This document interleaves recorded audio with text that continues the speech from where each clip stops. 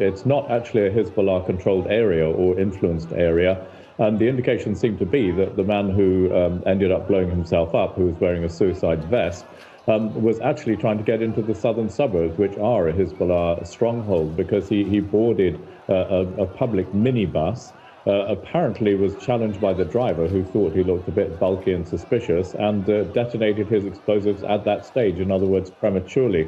That is the most logical explanation for the fact that it went off in that area, which is mainly Druze populated, not populated by Shiites. So it wouldn't normally have been a target for a bomber of this sort. Which groups are suspected of being involved in what is becoming increasingly sort of as tit for tat, isn't it?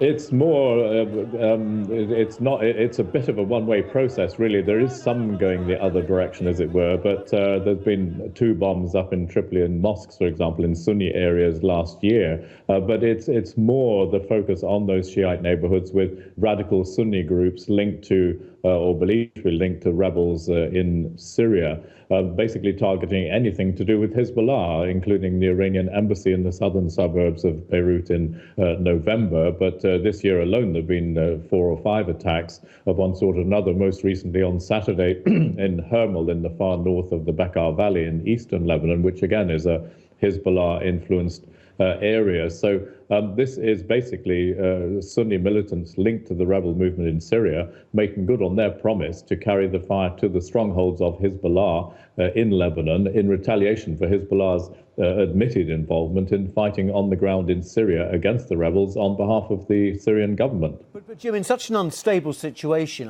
are the Lebanese security forces able to infiltrate? Well, they don't seem to be at the moment, but what sort of progress are they making in that respect? Well, they have made a number of arrests, and they are extremely vigilant. There's a real psychosis of fear haunting Lebanon at the moment. The southern suburbs in particular, it's very hard to get in and out. There are constant checkpoints checking every car, and that's why I think this suicide bomber, it would be quite logical for him to try to get into the suburbs on a public minibus, because ordinary cars are being subjected to such scrutiny. But it's a psychosis that's spread throughout Beirut now and many other parts of the country, because people are very suspicious of any unknown car or unfamiliar car parked in any neighborhood, and some of them are taken away or dismantled for fear of there being car bombs, because everybody knows there are probably more out there. There are constant rumors about specific bombs having left the Syrian border or the Bekaa Valley and to be heading for Beirut. So, as I say, Lebanon really is in the grip of quite a fear about this spate of car bomb attacks, and the fear is, of course, that there will be more ahead.